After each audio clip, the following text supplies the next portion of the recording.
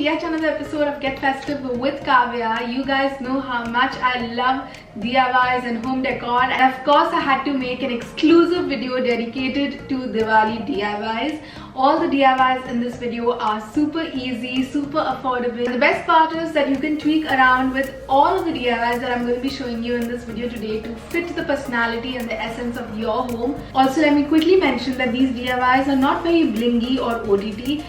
They are more on the aesthetic side and embrace the festive spirit, but can totally transcend through the year into your home, because I am not a fan of creating DIYs that are only fit for a particular season or a few days of the year. I want the pieces that I make to be around in my home, and I want to use them all year round and not just for that one day. And before we move ahead to the DIYs, hit the subscribe button so that you get an update every single time I upload a new video, because I do have a bunch of home decor videos lined up as a part of this series, and I have a feeling that if you like this video, you are absolutely gonna love those videos too.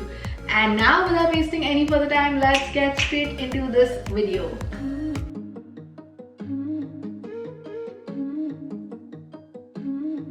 So the inspiration for my very first DIY actually came from this incense stick holder that I've had for around a year. This one's made out of wood, but I felt like I could recreate this for you guys to make it more festive and more of a statement decor piece, and here's how that went.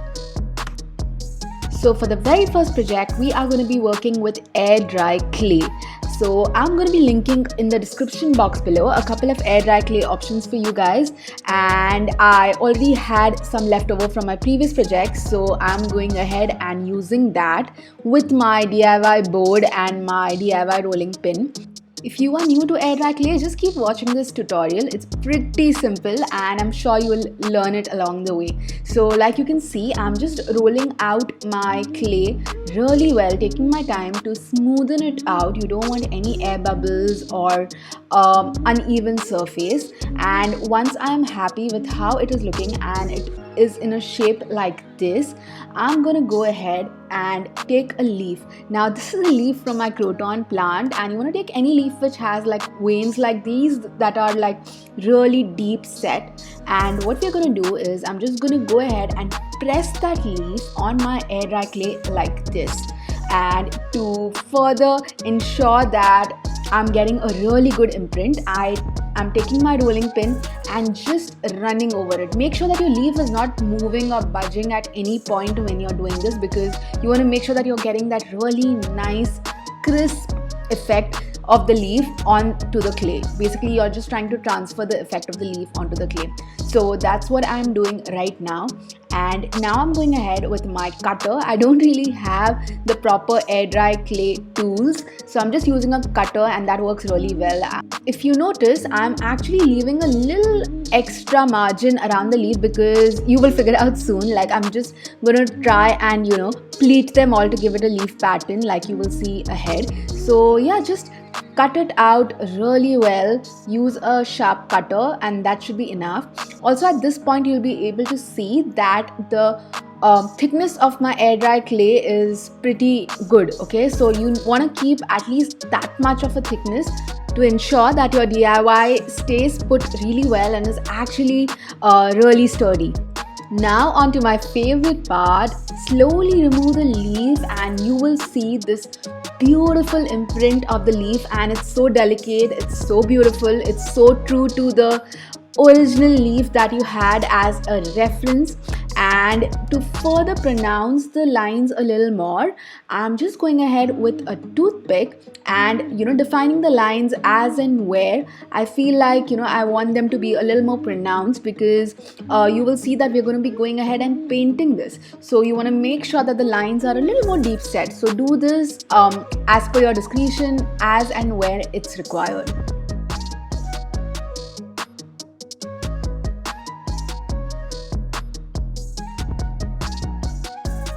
Okay, now on to the fun part. We're going to be creating this little leaf-like pattern. Okay, so I'm slowly just pleating the edges of my leaf like this. It's pretty self-explanatory when you see it. Be really gentle and use a soft hand when you're doing this. And this is where the thickness of your clay is also very important, right? Because if it is too thin, it's not going to like get a really good form. And now to be able to use this as an incense stick holder, I'm simply plucking in a toothpick like this so as to mimic, you know, the incense stick. And you're gonna let it dry like that. Make sure you don't create a very big hole or anything of that sort. It's just really nice and crisp. And once you're really happy with how your pattern is looking, grab a ceramic bowl, any glass bowl actually will do, and grab some cling wrap paper. So what we're going to be doing is creating a little lifelike, you know, bend to the incense stick holder. So to create that little shape, I'm going to be using this bowl as my mold. So the cling wrap just helps in your air dry clay coming off easily once it has completely dried after 24 hours. That's the sole purpose of using a cling wrap. And depending on the hollowness and the curve of your bowl, you want to just try a couple of different variations to see how it would look the best. Once you figure that, you are gonna let this air dry for like 24 hours. This obviously varies from like clay to clay. Read the description behind your pack and just let it sit like that. So a day later, this is how my incense stick holder looks like right now. It looks so pretty. I love the detailing on it. I also like that little curve effect that we created placing it on the bowl. I don't know if you guys can see it, but it adds that little lifelike element to it. We're going to go ahead and paint it. I'm using Fevicryl acrylic colors. I'm using the shade Sap Green directly from the bottle and painting it with a flat brush. So when you're painting your air dry clay, just make sure you're not using excess water. So using acrylics is great because you don't need to, you know, use too much water. Just use it off the bottle and dip the brush in the water as and when required.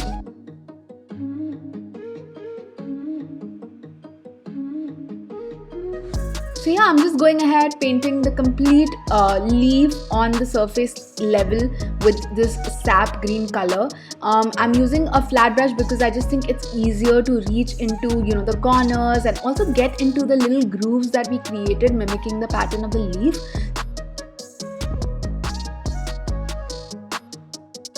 And yeah, it's pretty straightforward and pretty self-explanatory. You could also keep it white as is if you like that, but I wanted to create a little festive effect, so I am going ahead and painting this with a gold rim on the side.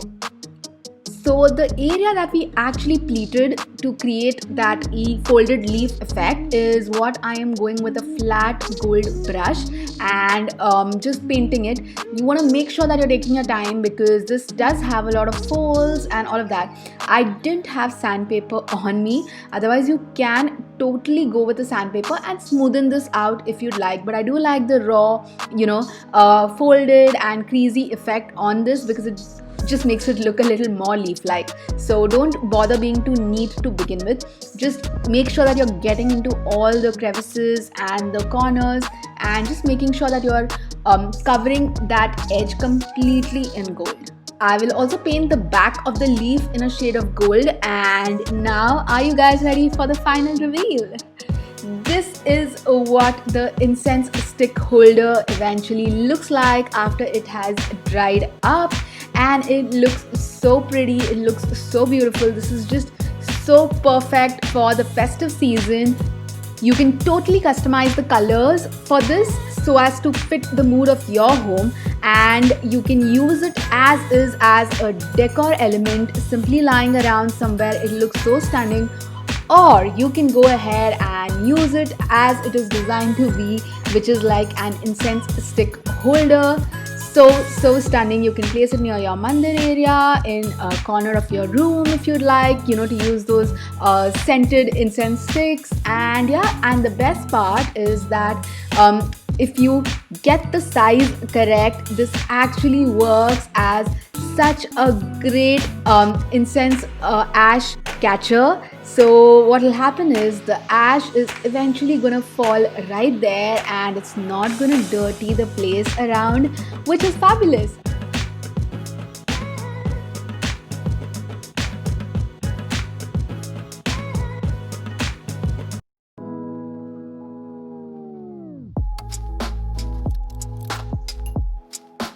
You guys know I love painting. You guys love watching my painting DIYs. So, of course, I had to squeeze in a painting kind of a DIY. So, I saw this circular canvas at the store, and oh my god, I had to pick it up. I was just so inspired seeing this circular shape.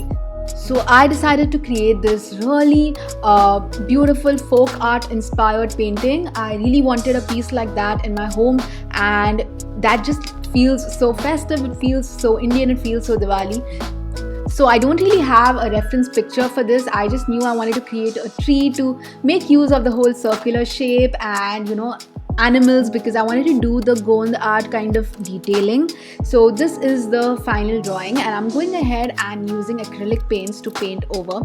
Now if you are not very good at drawing but you do like painting and filling in colors, what I can recommend is just get tracing paper or like something on those lines and trace the artwork that you'd like to create and just transfer it onto the canvas and then just fill in colors. Okay, so if you see how I am painting this, I am actually just freehanding most of it, because like you saw, I just created the outlines. All these shapes that you see, I am just creating off my head, because I had this image in my head of creating this very striking looking painting but with a lot of detailing. So I wanted to just freehand most of it. Like, I knew I wanted to stick to a controlled color palette with vibrant colors on the animals and brown color for the tree, the bark of the tree, and you will soon figure out why. So yeah, I'm just doing a lot of detailing like this with a thin brush.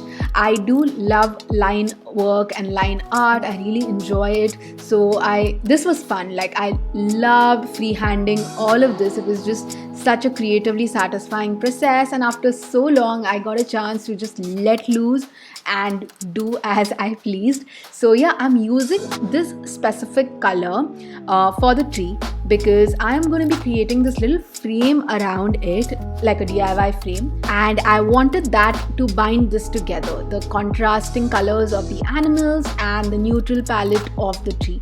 So yeah, I'm just going ahead with some more freehand detailing on the bark of the trees. So this whole image that I had in my head was just like a lot of like fine detailing that goes in, and I went ahead and did the same with the leaf. Now if you are looking at recreating this DIY, you really don't have to do exactly this.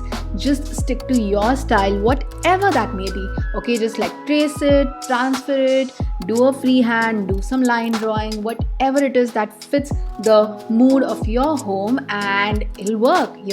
It's all about just creating pieces that work for you and work for your home and best define your personality. So now I'm going ahead and doing some black outlining. It's been so long that I did this. I used to do a lot of such work back in the day. So after really long, I got a chance to go back to that and do a lot of like outline work and stuff like that. And that black just added such a good contrast to all the popping colors that were going on. And yeah, since I didn't really have a reference image, I just kept going on until I liked what I finally saw. Added some more stippling details because I thought that bark looked too empty. So yeah, this is what it finally looked like once I had done all the detailing. I added some grass down, and this is still not it, because the look completely comes together when I decided to use my glue gun and use these spare wooden beads that I had collected. I don't know, like I have a lot of like stash in my DIY kit. I keep buying stuff that just inspires me at the moment, and it always comes in handy at moments like this, because when I saw the circle frame, I knew I wanted to use that wooden beadwork, which is why I thought about the bark and the tree and similar color palette. I hope it's all making sense to you now. So yeah, I'm just using my glue gun, which is life changing. If you love DIYs and if you do enjoy your share of art, craft and creating stuff, this is such a game changer. I feel so bad that I didn't have one with me when back like in the day in school and during college, because I think I used to do a lot more work then. But yeah, it was so easy honestly to just glue these beads around the frame, and it instantly created so much visual interest and it looked so beautiful, so indie, so boho, and just such a beautiful accent decor that you want to add to your house during the festive season. And not just that, this is a piece that is going to work all year round. So yeah, just finishing it up in the last section with this wooden beads. I think stringing it will make it really easier, like versus manually sticking each bead. So yeah, that is how it went. And now for the final reveal. And this is how the canvas eventually turned out. I love how Indian inspired it is, with all those colors, the folk art inspired detailing, the wooden beads, the shape of the canvas. I feel like a square canvas would not look so pretty. This just looks so cute, and I do feel like after I saw the final picture, I feel like getting one more circular canvas and creating another piece to just complement this one, because I feel like both of them together would look so nice on my wall. So these are just reveal shots. Stay tuned to see as to how I style this in my home for Diwali.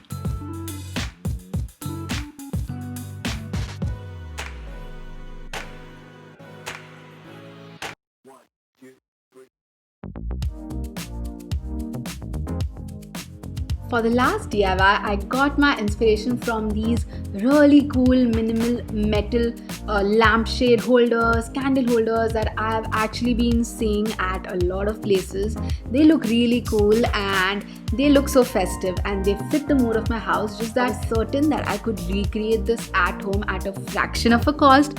And I'm not even kidding when I tell you that I did manage to recreate something similar or even better at home with this DIY, and here's how it went. So to get started with this DIY, all you're going to need is a bunch of skewers, super easily available and affordable. I have 4 skewers that are of the same length, and then again 4 skewers which are cut to a length that is a little smaller than the first 4.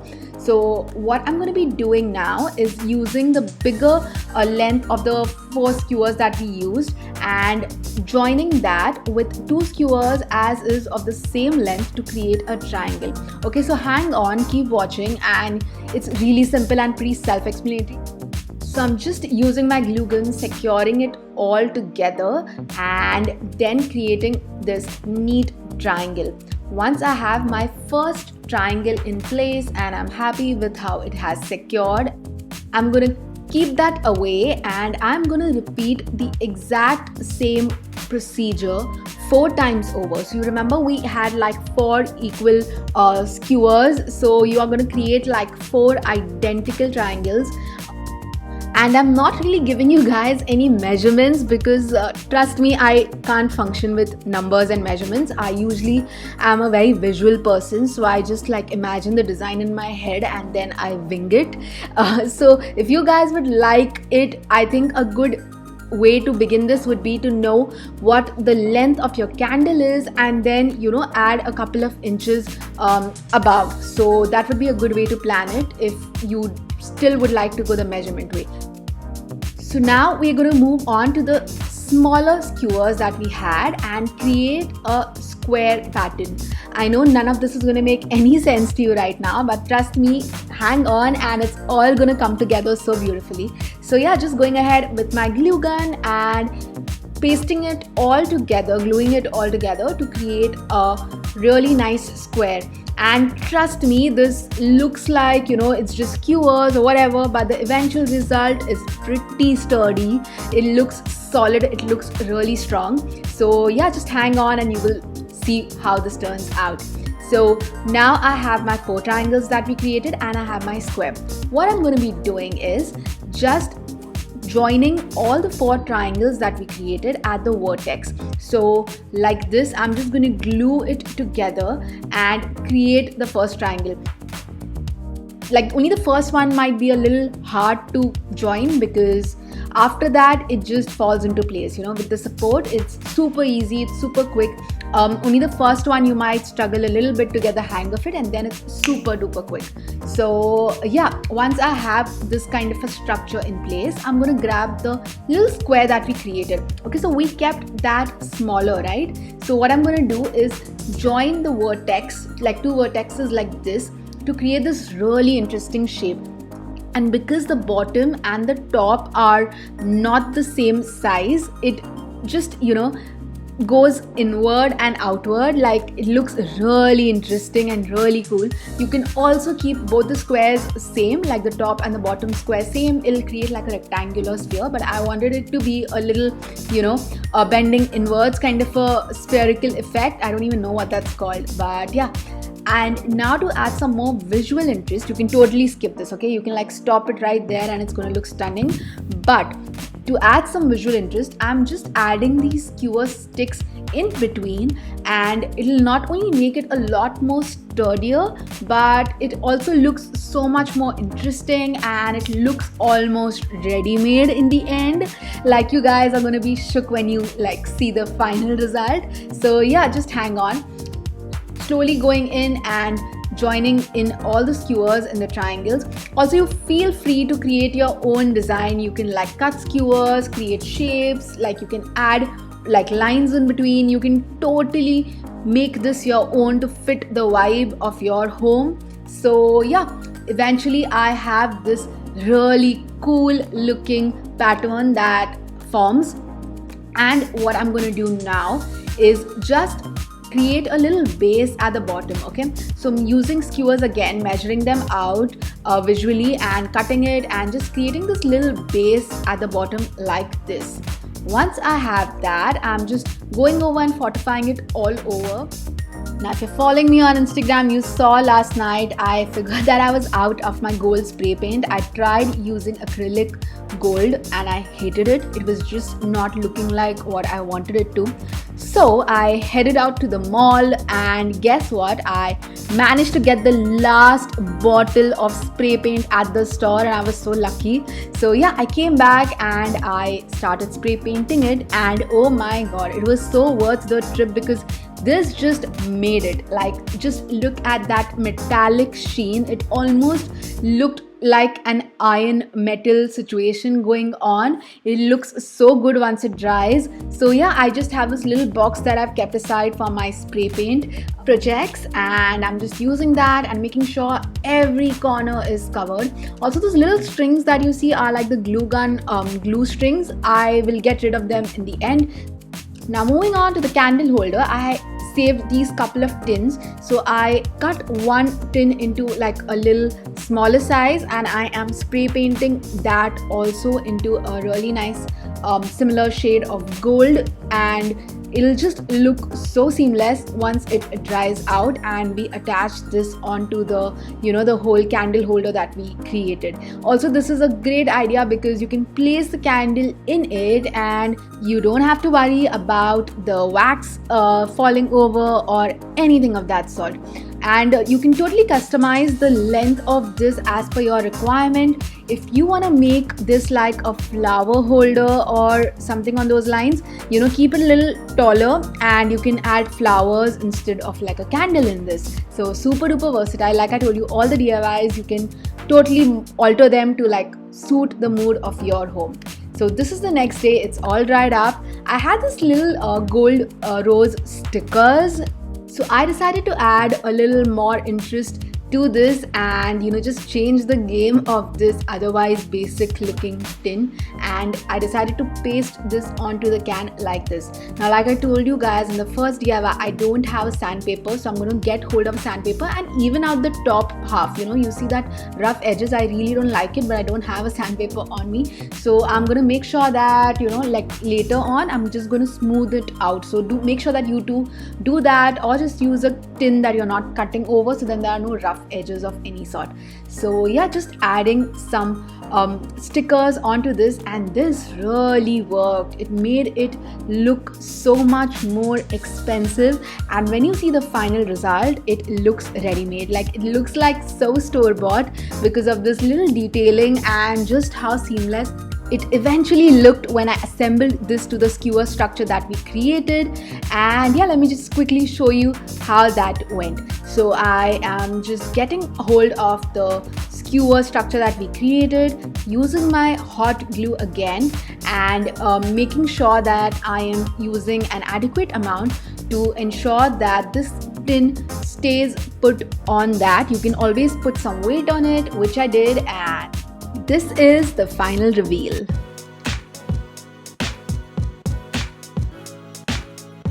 Oh my god, guys, I am obsessed with how this turned out. It looks so good in person. It looks so fancy, and it just fits the vibe of the festive season so beautifully, and it's such a beautiful decor piece. Like, I can imagine using this piece right until Christmas. Like, I know this just is a whole mood, and I do have like a lot of gold accents in my house, so this just, you know, binds it all so well. I absolutely love how this turned out, and I think this was such an affordable DIY. And I know that the similar looking counterparts at IKEA and many other stores, like I saw them at the stores yesterday, okay, they were much higher price. Like, of course, that is metal and all of that, but this looks amazing. I love it. And honestly, if you just place it on a cabinet or a shelf from afar, it really looks like a metal candle holder, and I am not even kidding.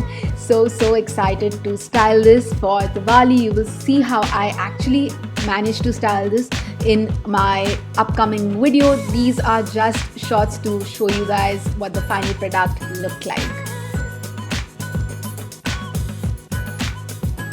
That's a wrap on this video. I really hope you guys enjoyed watching this and will give all the DIYs that I showed you in this video a try. These look so stunning, and like I told you, these are pieces that are going to work all year round. You don't really need to make them exclusively for Diwali and then put them away in your cupboard in that Diwali stash. You are going to be able to use all of them around the year, and I think that is what brings us so much joy, right? Seeing your DIY pieces on display. Do tag me on Instagram if you recreate any of these DIYs, and I will see you guys tomorrow with a brand new video.